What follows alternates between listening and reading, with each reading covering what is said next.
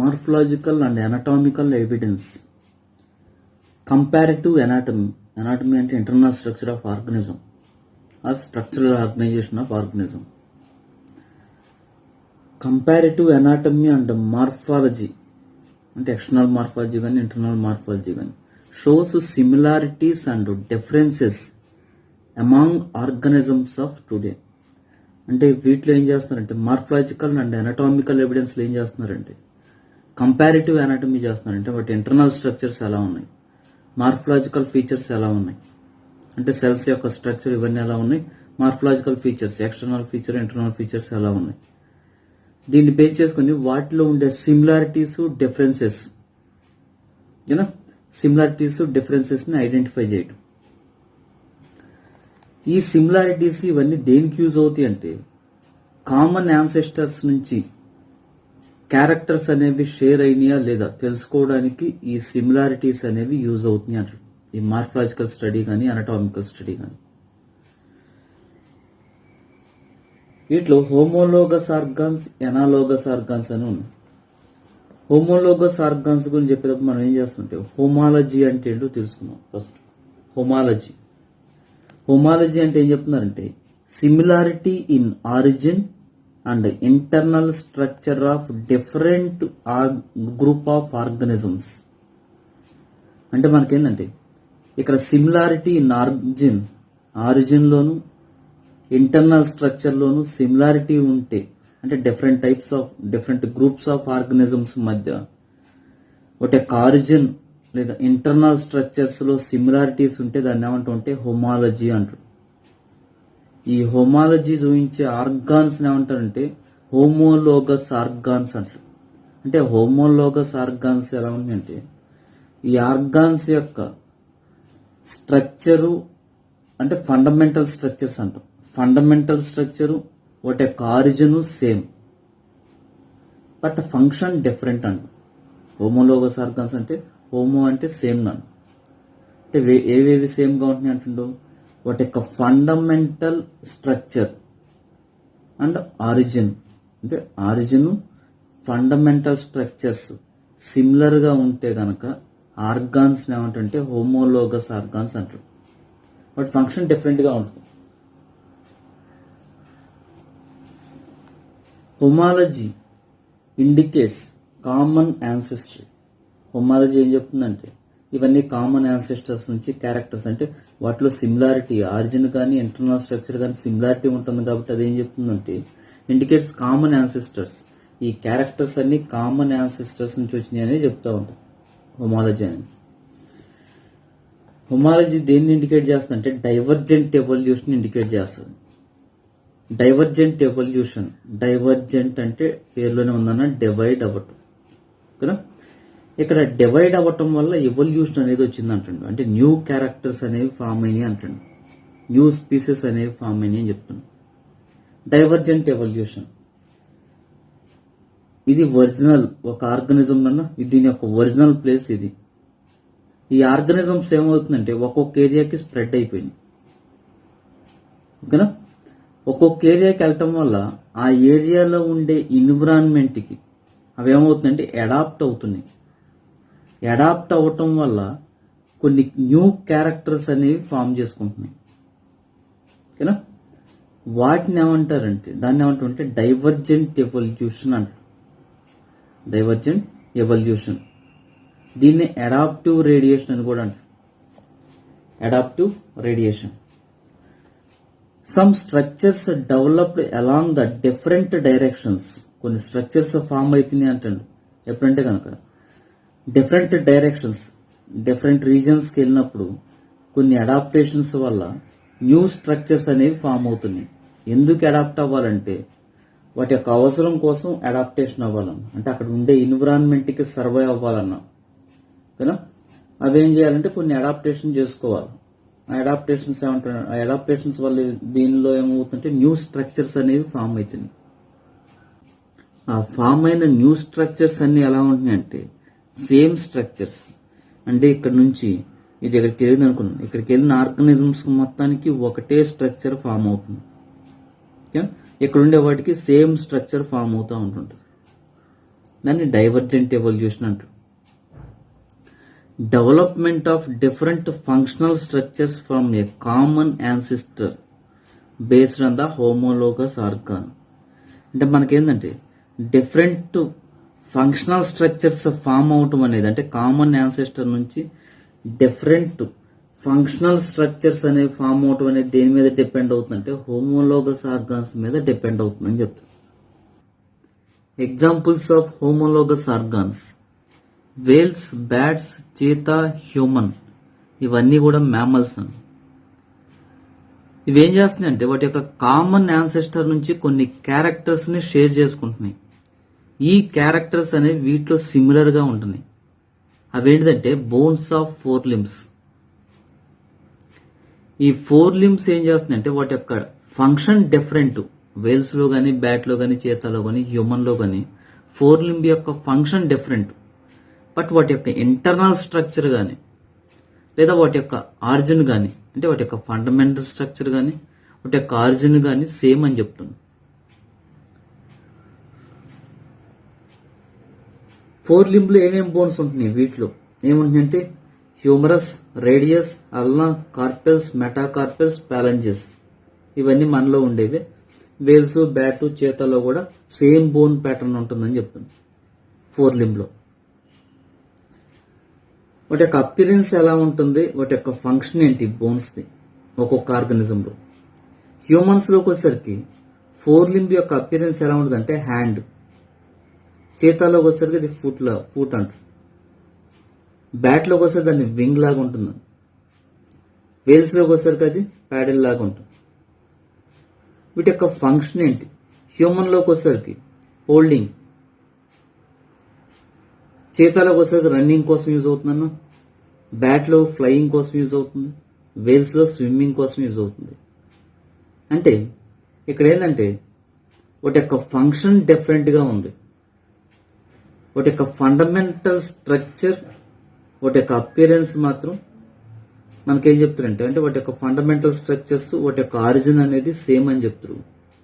వాటి యొక్క ఫంక్షన్ అనేది డిఫరెంట్ అని చెప్తారు. అపియరెన్స్ ఎలా అయినా ఉండొచ్చు కానీ ఏం సేమ్ అయి ఉండాలా? వాటి యొక్క origin, fundamental structures, fundamental internal structures అనేవి సిమిలర్గా ఉండాలని చెప్తారు. ఇంకో ఎగ్జాంపుల్ ఏం చెప్తుంటే heart of vertebrates and brain. Heart of vertebrates first లో మనకు ఫిషెస్ నుంచి యాంఫిబియన్స్ వరకు హార్ట్ ను ఒకసారి అబ్జర్వ్ చేస్తే ఫిషెస్ లో 2 chambers ఉంటుంది. యాంఫిబియన్స్ లో 2 chambers తర్వాత 3 chambers కి వచ్చేస్తుంది. రెప్టైల్స్ లోకి వచ్చేసరికి 2 chambers, 3 chambers, ఇన్కంప్లీట్ 4 chambers కొన్నిట్లో ఉంటుంది. తర్వాత బర్డ్స్, మ్యామల్స్ వీటిలో కూడా తర్వాత ఫస్ట్ 2 chamber, 3 chamber, 4 chamber. ఇలా స్టార్టింగ్ నుంచి అంటే వాటి యొక్క యాన్సెస్టర్ లో 2 chambers ఉంది. ఈ 2 chambers ని కంటిన్యూ చేసుకుని తర్వాత 4 chambers కి వచ్చేస్తుంది. అంటే కామన్ క్యారెక్టర్ ని షేర్ చేసుకుంటున్నాయి. తర్వాత బ్రెయిన్ లో మనకేంటంటే ఫిషెస్ నుంచి ఆంఫిబియన్స్ వరకు అబ్జర్వ్ చేస్తే వాటిలో ఆప్టిక్ లోబ్స్ కానీ, ఆల్ఫాక్టరీ లోబ్స్ కానీ, సెరిబ్రల్ హెమిస్పియర్, సెరిబెల్లం, మెడుల్లా ఆబ్లాంగేటా ఇవన్నీ కామన్ గా ఉంటుంటాయి. అంటే వాటి యొక్క ఫంక్షన్ సేమ్, వాటి యొక్క origin same. Mouth parts of insects యొక్క మౌత్ పార్ట్స్ ని అబ్జర్వ్ చేస్తే మౌత్ పార్ట్స్ అనేవి సేమ్ అని చెప్తున్నాను వీటిలో. అంటే మనకి మస్కిటోకి వచ్చేసరికి ఏం చెప్తామంటే పియర్సింగ్ అండ్ సక్కింగ్ అంటున్నాను. కాక్రోచ్కి వచ్చేసరికి బైటింగ్ అండ్ చీవింగ్ అంటాం మౌత్ పార్ట్స్ లోకి వచ్చేసరికి, ఓకేనా? కానీ వాటిలో ఉండేది మాత్రం లాబ్రమ్, లేబియం ఇవే ఉంటాయి. కాకపోతే అవేమవుతుందంటే మాడిఫై అవుతున్నాయి. వాటిలో అవేమవుతుందంటే మాడిఫై అవుతున్నాయి. అంటే వీటిలో మనకేంటంటే లాబ్రమ్, మ్యాండిబుల్స్, మ్యాగ్జిల్లే ఇవన్నీ కామన్ గా ఉండే, కాకపోతే ఏమవుతుంటే మాడిఫై అవుతున్నాయి అని చెప్తున్నాం వాటిలో. తర్వాత లెగ్స్ ఆఫ్ ఇన్వర్టిబ్రేట్స్ లో చూసుకుంటే కాక్రోచ్ లో లెగ్స్ దేనికి యూజ్ అవుతుంది అంటే వాకింగ్ కోసం యూజ్ అవుతుంది నన్ను.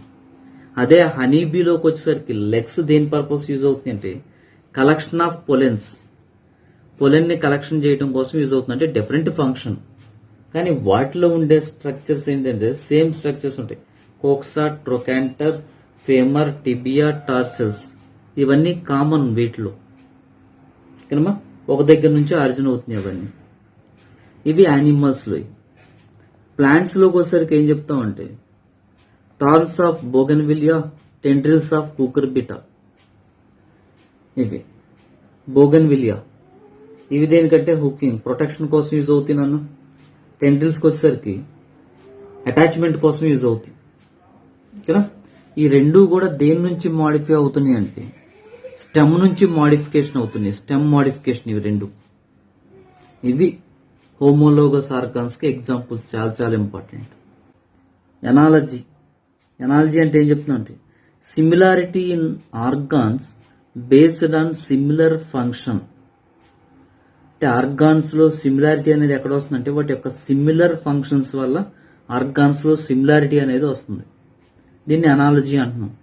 హోమాలజీలో సిమిలారిటీ ఎక్కడ వస్తుందంటే వాటి యొక్క ఆరిజిన్, ఇంటర్నల్ స్ట్రక్చర్ ఆ రెండిట్లో సిమిలారిటీ వస్తుంది కాబట్టి వాటిని హోమోలోగస్ ఆర్గాన్స్ అంటున్నాం. ఇక్కడ సిమిలారిటీ ఎక్కడ వస్తుందంటే ఆర్గాన్స్లో సిమిలర్ ఫంక్షన్స్ వల్ల సిమిలారిటీ వస్తుందని చెప్తున్నాం. దీన్ని ఎనాలజీ అంటున్నాం. ఎనాలజీని చూపించే ఆర్గాన్స్ ఏమంటాం అంటే ఎనాలోగస్ ఆర్గాన్స్ అంటున్నాం. అంటే ఎనాలోగస్ ఆర్గాన్స్ యొక్క క్యారెక్టర్స్ ఏంటి? ఇవేమవుతుంటే organs have dissimilar structure and origin. వీటి యొక్క origin, structure different, but function same function, but performs the same function. Important, same function. అంటే మనకి హోమోలోగస్ ఆర్గాన్స్ కి ఆపోజిట్ అంతే. ఒకటి వస్తే ఇంకోటి వచ్చినట్టే డెఫినేషన్. అంటే ఎనాలోగస్ ఆర్గాన్స్ లో function same, origin, structure different. Analogous organs ఏం చెప్తున్నాయంటే కన్వర్జెంట్ ఎవల్యూషన్ సజెస్ట్ చేస్తున్నాయి అని చెప్తారు. ఇదే హోమోలోగస్ ఆర్గాన్స్ అయితే డైవర్జెంట్ ఎవల్యూషన్, అంటే డివైడ్ అవ్వటం వల్ల క్యారెక్టర్స్ అనేవి ఫామ్ అవుతున్నాయని చెప్తారు. ఇక్కడ ఏమవుతుందంటే కన్వర్జెంట్ కలిసిపోవడం. ఇక్కడ ఏంటంటే ఇవి డిఫరెంట్ గ్రూప్స్ ఆఫ్ ఆర్గానిజమ్స్. ఇది ఫిషెస్ అనుకుందాం, ఇది ఆంఫిబియన్స్, రెప్టైల్స్, మ్యామల్స్ అనుకుందాం. ఇవన్నీ కూడా సిమిలర్ హ్యాబిటేట్లోకి వస్తున్నాయి. ఇదంతా ఒక హ్యాబిటేట్, అది వాటర్ అనుకుందాం. ఇవన్నీ దీనిలోకి వచ్చేస్తున్నాయి, వాటర్లోకి వచ్చేస్తున్నాయి. ఒకదానికొకటి రిలేషన్ లేదు. ఇది ఫిష్, ఇది amphibian, reptile, birds or mammals. ఇవన్నీ సిమిలర్ ఎన్విరాన్మెంట్లోకి వస్తున్నాయి. అంటే ఏంటంటే వాటర్ మీడియం అనుకుందాం, దీనిలోకి వచ్చినాయి. దీనిలోకి వచ్చినప్పుడు అవి ఏమవుతున్నాయంటే వాటి యొక్క స్ట్రక్చరు, ఆరిజిన్ డిఫరెంట్గా ఉన్నా ఆ ఎన్విరాన్మెంట్కి అడాప్ట్ అవటం కోసం, అంటే వాటర్లో ఉంటే స్విమ్ చేయాలి, అవి బాడీ స్ట్రీమ్ లైన్ బాడీ ఉండాలి, మ్యూకస్ గ్లాండ్స్ ఉండాలి బాడీ మీద. వీటన్నిటినీ డెవలప్ చేసుకుంటాయి అవి. ఓకేనమ్మా? అంటే సిమిలర్ క్యారెక్టర్, అంటే సిమిలర్ ఫంక్షన్స్ కోసం వాటిలో కొన్ని క్యారెక్టర్స్ అనేవి చేంజ్ అవుతూ ఉంటుంది. ఓకేనా? అది దీన్ని మనం ఏమంటుంటే అనాలోగస్ ఆర్గాన్స్ అంటాం. Different animals lives in the same హ్యాబిటేట్లో ఉన్నప్పుడు they tend to show similarity in the body forms లో సిమిలారిటీస్ అనేవి చూపిస్తూ ఉంటుంటాయి. Examples of analogous organs: wings of bat and birds wing, తర్వాత బ్యాట్స్ వింగు. రెండిటి యొక్క ఫంక్షన్ సేమ్, వాటి యొక్క ఆరిజిన్ కానీ ఇంటర్నల్ స్ట్రక్చర్ కానీ డిఫరెంట్గా ఉంటుంది. ఇవి రెండు ఒకే మీడియంలో ఉంటున్నాయి, ఎయిర్ మీడియంలో ఉంటున్నాయి. అందుకే ఏమవుతుంటే వింగ్స్ని ఫామ్ చేసుకుంటాయి. ఓకేనా? బ్యాట్ అనేది మ్యామల్స్, బర్డ్స్ అనేది ఏంటంటే ఏవ్స్. ఈ రెండు డిఫరెంట్ గ్రూప్స్ అయినా కానీ ఉండే మీడియం ఒకటే కాబట్టి వింగ్స్ అనేవి ఫామ్ అయినాయి. సేమ్ పర్పస్ కోసం, సేమ్ ఫంక్షన్ కోసం. Wings of butterfly and birds. Butterfly insect, invertebrate, birds vertebrate. ఉండే మీడియం ఒకటే కాబట్టి అడాప్టేషన్స్ అనేవి ఫామ్ అయినాయి వీటిలో. తర్వాత పెల్విక్ ఫిన్. ఫిషెస్ లో pelvic fin, flippers of seals. సీల్స్లో ఉండే ఫ్లిప్పర్. రెండు స్విమ్మింగ్ కోసం యూజ్ అవుతాయి, రెండు వాటర్ మీడియంలో ఉంటున్నాయి కాబట్టి. హ్యాండ్స్ ఆఫ్ మ్యాన్, మ్యాన్లో హ్యాండ్స్, ఎలిఫెంట్ టస్క్, రెండు దీన్ని పట్టుకోవడం కోసం యూజ్ అవుతాయి. Eyes of octopus and mammals, రెండు ఎనాలోగస్ ఆర్గాన్స్ అంటారు. Eyes of mammals, eyes of ఇవి ఆక్టోపస్ ఐస్. మనం ఆల్రెడీ ఆక్టోపస్ చదువుతున్నప్పుడు చెప్పుకున్నాం, లార్జ్ ఐస్ ఉంటాయి అని చెప్పుకున్నాం. వాటి ఒకటేమో ఆక్టోపస్లో ఎక్టోడర్మ్ నుంచి ఆరిజిన్ అవుతుంది, మ్యామల్స్లోనేమో మీసోడర్మ్ నుంచి ఆరిజిన్ అవుతుంది. Flippers of penguins and dolphins, ఫ్లిప్పర్స్లో పెంగ్విన్స్లో ఫ్లిప్పర్స్, డాల్ఫిన్స్లో ఫ్లిప్పర్స్, ఇవన్నీ సేమ్ ఫంక్షన్ కోసం యూజ్ అవుతున్నాయి. పెంగ్విన్ అనేది బర్డ్, డాల్ఫిన్ అనేది మ్యామల్. ఉండే ఎన్విరాన్మెంట్ మాత్రం రెండు ఒకటే, వాటర్లో ఉంటున్నాయి అవి. తర్వాత స్వీట్ పొటాటో, ప్లాంట్స్లోకి వచ్చేసరికి స్వీట్ పొటాటో, స్వీట్ పొటాటో అనేది ఏంటంటే రూట్ మోడిఫికేషన్ అంటారు, పొటాటో అనేది స్టెమ్ మోడిఫికేషన్ అంటారు. దీంతో పాటుగా మనకి ఫస్ట్ ఇయర్లో అంతకుముందు చెప్పుకున్నాను ఎర్త్వామ్ దగ్గర క్లోరోగోజన్ సెల్స్, ఎర్త్వామ్లో ఉండే chloragogen cells and liver of vertebrates, ఈ రెండు కూడా ఎనాలోగస్ ఆర్గాన్స్ అని చెప్పుకున్నాం, సేమ్ ఫంక్షన్ కోసం యూజ్ అవుతాయి రెండు. అదొకటి మనం ఫస్ట్ ఇయర్లో చెప్పుకున్న ఎగ్జాంపుల్స్. మాలిక్యులర్ ఎవిడెన్సెస్, మనకు లివింగ్ ఆర్గానిజంలో స్ట్రక్చర్ అండ్ ఫంక్షనల్ యూనిట్ ఏదంటే సెల్ అని చెప్తాం. ఈ సెల్లో అంటే యూకారియోటిక్ సెల్, ప్రతి సెల్లో మనకి ఏముంటుంది అంటే డిఫరెంట్ కైండ్స్ ఆఫ్ సెల్ ఆర్గనిల్స్ ఉంటున్నాయి అని చెప్తాం. అవేంటంటే గాల్గి కాంప్లెక్స్ కానీ, mitochondria, endoplasmic reticulum, ribosomes, lysosomes, ఇవన్నీ ఉంటాయి. క్రోమోజోమ్స్, డిఎన్ఏ ఇవన్నీ ఉంటుంటాయి. ఇవన్నీ అన్ని ఆర్గానిజమ్స్లో, అన్ని యూకారియోటిక్ ఆర్గానిజమ్స్లో ఇవన్నీ కామన్గా ఉంటున్నాయి. అంటే వాటిలో ప్రోటీన్స్ కానీ, జీన్స్ కానీ ఏ ఫంక్షన్ అయితే చేస్తున్నాయో అన్నిట్లో అవే ఫంక్షన్ చేస్తూ ఉంటుంటాయి, సేమ్ జీన్స్. ఇవన్నీ ఏమవుతుందంటే ఒక జనరేషన్ నుంచి ఇంకో జనరేషన్కి ట్రాన్స్ఫర్ అవుతుంటాయి. అంటే వాటి యొక్క యాన్సెస్టర్స్ నుంచి ఇవి ట్రాన్స్ఫర్ అవుతూ ఉంటాయి, షేర్ చేసుకుంటూ ఉంటున్నాయి అని చెప్తున్నాను. ఆర్గానిజమ్స్ యాన్సెస్టర్స్ నుంచి తీసుకుంటున్నాయి ఇవన్నీ. మనకి అమైనో యాసిడ్స్ కూడా, మనకి amino acids 20 types of amino acids, అన్ని ఆర్గానిజమ్స్లో 20 టైప్స్ ఆఫ్ అమైనో యాసిడ్సే ఉంటాయి. వాటి యొక్క ఫంక్షన్ అవన్నీ కూడా ఒకే రకమైన ఫంక్షన్ చేస్తూ ఉంటుంటాయి. అవి ట్రిప్లెట్స్ని ఫామ్ చేయటం, ఆ అమైనో యాసిడ్స్ ఏ ఫంక్షన్గా యూజ్ అవుతుంది అదే ఫంక్షన్ అన్ని ఆర్గానిజమ్స్లో చేస్తూ ఉంటుంది. ప్రోటోప్లాజం కానీ, ఎంజైమ్స్, బ్లడ్, ఏటీపీ, హార్మోన్స్, ఇవన్నీ అన్ని ఆర్గానిజమ్స్లో ఉంటాయని చెప్తున్నాను. ఎంజైమ్స్కి వచ్చేసరికి మనకి ఏంటంటే, ఫర్ ఎగ్జాంపుల్ ఏంటంటే ట్రిప్సిన్ కానీ, అమైలైజ్ కానీ, ట్రిప్సిన్ ప్రోటీన్స్ని డైజెషన్ చేయడం కోసం యూజ్ అవుతుంది, అమైలైజ్ స్టార్చ్ని డైజెషన్ చేయడం కోసం యూజ్ అవుతుంది. అన్ని ఆర్గానిజమ్స్లో ఇదే ఫంక్షన్ చేస్తాయి ఎంజైమ్స్. బ్లడ్లో మ్యాక్సిమం సేమ్ కంపోజిషన్ ఉంటుందని చెప్తారు కార్డియేట్స్ అన్నిట్లో. ఏటీపీ, హార్మోన్స్లోకి వచ్చేసరికి ఫర్ ఎగ్జాంపుల్ ఏంటంటే థైరాక్సిన్ వచ్చేసరికి ఆంఫిబియన్స్లో మెటామార్ఫోసిస్ కోసం యూజ్ అవుతుంది. అంటే ఈ థైరాక్సిన్ యొక్క ఫంక్షన్ అన్ని ఆర్గానిజమ్స్లో ఒకేలాగా ఉంటుందని చెప్తారు. ఓకేనమ్మా, ఇది మాలిక్యులర్ ఎవిడెన్సెస్ అంటారు. Evidence from vestigial organs. Vestigial organs అంటే ఏంటి? యాన్సిస్టర్స్లో ఫంక్షనల్గా ఉండి తర్వాత వాటి నెక్స్ట్ జనరేషన్స్కి ఎలా ఉంటున్నాయి అంటే అవి నాన్ ఫంక్షనల్ అండ్ రెడ్యూస్డ్ కండిషన్లో ఉంటే ఆ ఆర్గాన్స్ వాటిని ఏమంటాం వెస్టిజియల్ ఆర్గాన్స్ అంటాం. అంటే వెస్టిజియల్ ఆర్గాన్స్ అంటే ఆర్గానిజం యొక్క యాన్సిస్టర్స్లో ఆర్గాన్ అనేది ఫంక్షనల్గా ఉంటుంది.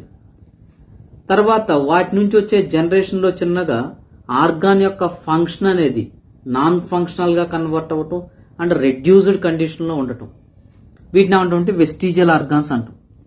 వెస్టిజియల్ ఆర్గాన్స్ దేన్ని ఇండికేట్ చేస్తున్నాయి అంటే ఫేవర్ ఆఫ్ ఆర్గానిక్ ఎవల్యూషన్ జరిగిందంటానికి వెస్టిజియల్ ఆర్గాన్స్ కూడా ఎవిడెన్స్గా యూజ్ అవుతున్నాయి అని చెప్తాం. ఎందుకంటే వాటి యొక్క యాన్సెస్టర్స్లో ఉంటున్నాయి, చిన్నగా అవి తగ్గిపోతున్నాయి. తర్వాత support the concept of disuse theory.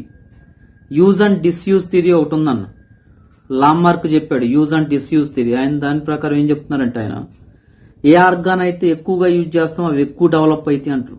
A organ అయితే తక్కువగా యూజ్ చేస్తుంటుంటాం అంటే యూజ్ చేయము, అవి ఏమవుతుందంటే నాన్ ఫంక్షనల్గా కన్వర్ట్ అవుతూ ఉంటుంటాయి కదమ్మా. అంటే మనకేమవుతుంటే రెడ్యూస్ అయిపోతూ ఉంటుంటాయి అవి. అది యూజ్ అండ్ డిస్యూజ్ థియరీ, దానికి సపోర్ట్గా ఉంటుందని చెప్తాడు వెస్టిజియల్ ఆర్గాన్స్. హ్యూమన్స్లో వెస్టిజియల్ ఆర్గాన్స్ 181 అని చెప్తున్నాను. అవేంటి అంటే nictitating membrane, muscles of pinna, దాన్ని ఆర్క్యులర్ మజిల్స్ అంటారు, vermiform appendix, canine teeth. Canine teeth అనేది యాక్చువల్గా కార్నివోర్స్ క్యారెక్టర్స్ నన్ను. కెనైన్స్ అనేవి కార్నివోర్స్లో బాగా డెవలప్ అయి ఉంటాయి. Third molar, wisdom teeth. ఇవేమవుతుంటే ఈ థర్డ్ మోలార్ అనేది మన యొక్క యాన్సెస్టర్స్లో ప్లాంట్స్ని క్యాప్చర్ చేసుకోవడానికి యూజ్ అయ్యేది. Hair on the body, body మీద ఉండే హెయిర్ అదేంటంటే ఏప్స్ క్యారెక్టర్ అది. అవి మన యాన్సెస్టర్స్ కాబట్టి ఆ క్యారెక్టర్ అనేది మనకి ఇటు వస్తూ ఉంది.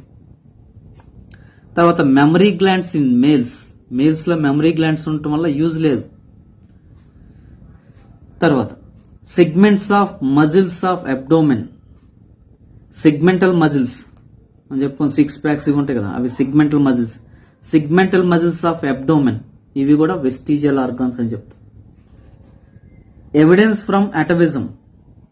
అటవిజం అంటే ఏం చెప్తున్నాం అంటే sudden appearance of some vestigial organs in a better developed condition. This phenomena is called atavism. ఈ ఆర్గాన్స్ ఏమంటారంటే అటవిస్టిక్ ఆర్గాన్స్ అంటారు. అంటే ఇక్కడ ఏం చెప్తున్నాం అంటే వెస్టిజియల్ ఆర్గాన్స్ అవి ఏమవుతుందంటే సడన్ గా ప్రజెంట్ ఉన్న ఆర్గానిజమ్స్ లో సడన్ గా కనిపిస్తూ ఉంటుంటాయి కదా. అవి కూడా ఎలా అంటే బెటర్ డెవలప్డ్ కండిషన్స్ లో, దాన్ని ఏమంటుంటే అటవిజం అంటున్నాను. అటువంటి ఆర్గాన్స్ ఏమైనా ఉంటే వాటిని ఏమంటుంటే అటవిస్టిక్ ఆర్గాన్స్ అంటారు. ఎగ్జాంపుల్స్ ఏంటంటే టైల్స్, ఓకేనా, టైల్డ్ హ్యూమన్ బేబీస్. సడన్ గా టైల్ క్యారెక్టర్ అనేది మన యొక్క యాన్సెస్టర్స్ క్యారెక్టర్ అది. ఆ టైల్ అనేది సడన్ గా బేబీస్ లో కనుక కనిపిస్తే కదా, డెవలప్డ్ కండిషన్ లో కనిపిస్తుంది టైల్ అనేది, దాన్ని ఏమంటుంటే అటవిస్టిక్ ఆర్గాన్స్ అంటారు. Large and thick body